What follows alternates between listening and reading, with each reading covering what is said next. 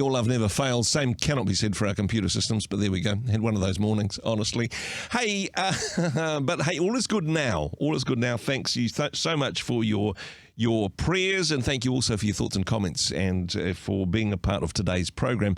Somebody's always got some interesting thoughts and comments and things to say. John Peachey joining me. Kia ora, John.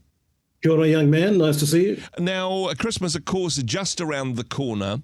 Are you a Christmas guy? Are you full in when it comes to celebrations of the incarnation and the nativity, or are you more of an Ebenezer kind of vibe? Yeah, you're asking if I'm a grumpy old man. Is that what you're saying? Yeah, I flick-flack, actually, to be quite honest. I get a bit annoyed at the whole kind of over-commercialisation of the whole deal. But then I do love the Christmas tree shops, the Christmas shops, all the wonderful decorations, and that does make me feel quite festive, I'd have to say. Oh, so very good. I'm a great believer in that, it's better to give than receive. So, I mean, I love to be able to surprise people and I was in the supermarket the other day, and Christmas Santas, there's a whole bunch on special for $2. You can buy $20, buy 10 of those, and give them out to kids. Whatever. I mean, you can be generous at Christmas, and I like the idea of that. So. Yeah, generosity and gift giving, and a bit of love, joy, peace, and hope.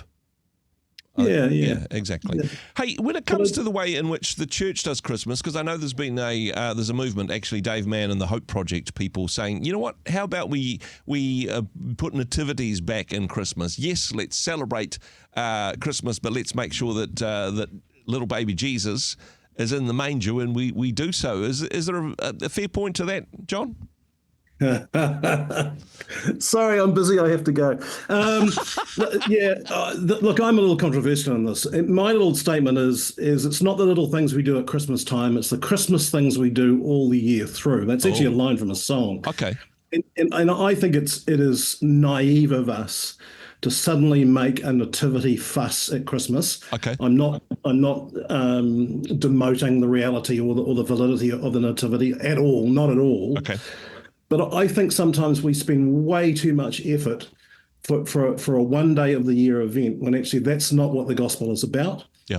And the birth of Christ is important, and I love it. I love the hymns. I love the tradition. I love the richness of the Christmas season, because I think for me it speaks to me when you start looking at some of those wonderful old carols and so even some of the newer kind of Oh Holy Nights and kind of the whole fervour, almost like a rugby match fervour. Yeah. Sometimes when you get people singing together like that. So I love all that. But the reality is, for me, is that spectacle at Christmas does not equate to sharing love with people during the year. And that's what we need. We need 365, love shared. And I do these really odd things every now and again with a spreadsheet. And I look at the fact that, if just one person shared the gospel or invited 5 people to church during the year, that has a remarkable exponential effect. In fact, if I was to bore you with figures, my friend, I would tell you that if 100 people shared the gospel or invited 5 people to the church in every year, we'd reach 9.7 billion people in 8 years. Wow. This is a very, very, we could bring Jesus back. Dare I say, the second coming of Christ could happen within a very short space of time. Yeah. That's just if 100 people got involved in it. There's 1.6 million Christians who denote themselves as Christians in this country. So we would exponentially change the face of the earth within a couple of years. Wow. If we did that. And, and Jesus said that by this will all men know that you're my disciples. If you show some love, show a little bit of tenderness, a little bit of kindness, and I think, and I'm not belittling the spectacle, because the spectacle is fun, obviously, and it's a chance for us to be who we are, because so many other parts of Christendom have been stolen and really have been abused by the commercial world. But I still think we need to balance that just putting 1,000 people on a big church on a Sunday at Christmas. Is it not really that impactful, I would have thought. Is it a place to start but not stop, though? Because, I mean, hey, it's all very well, and I know that there'll be churches doing this at the moment. Perhaps they've got a Christmas pageant spectacular, a sound and light show, or they're doing something in particular where they're raising funds for the city mission or whatever type of charity they want to do, and they're all in at Christmas time.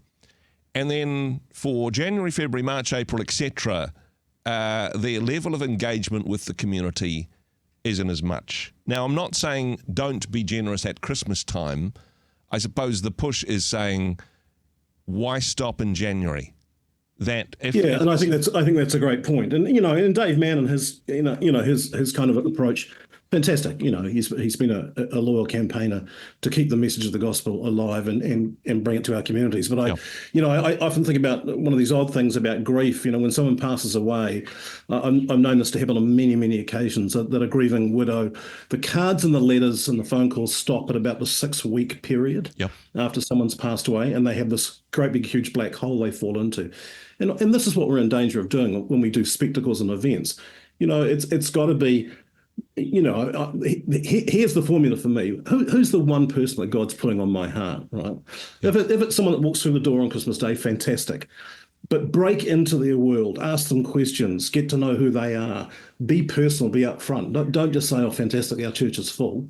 That's a waste of time. If it's all about just filling the temple, well, then we could talk about how we're not supposed to have temples anymore.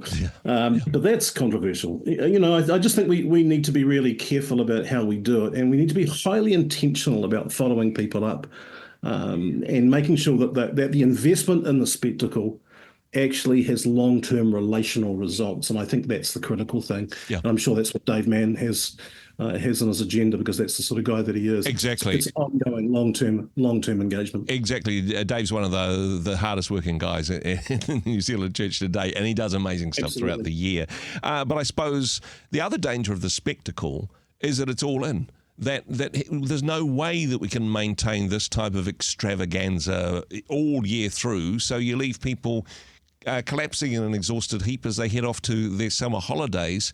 Better to say, hey, let's take the resources and energy that we've got and be consistently showing up in our community and being consistent in the giving that we do to charities. Let's make this not a one and done, but a regular giving kind of vibe. Is that what you mean? Oh, yeah, I think that's right. And, one of the classic and almost terrible examples is the Crystal Cathedral in California. My wife lived in the States for a number of years, and she'd been to some spectaculars there, and they were the spectacular of spectaculars when they had actual camels and sheep and shepherds and horses, and, they had the full livestock. In the church, it was, angels literally flying through the air on wires and things. I mean, these guys went completely out. Well, they're gone.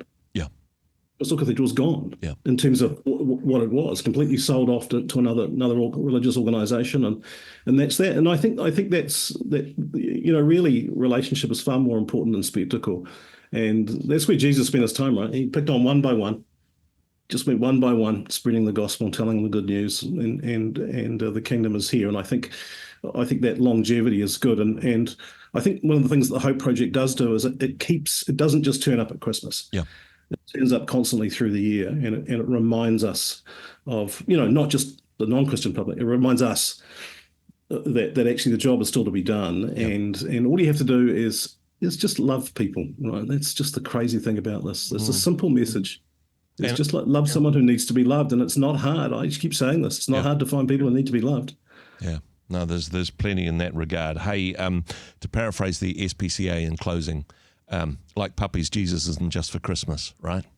Let's keep a little bit of Jesus in all of the way in which we not just celebrate as Christian communities, but engage with the community and engage with people that really need to see some of Jesus' love beyond the Christmas season, right?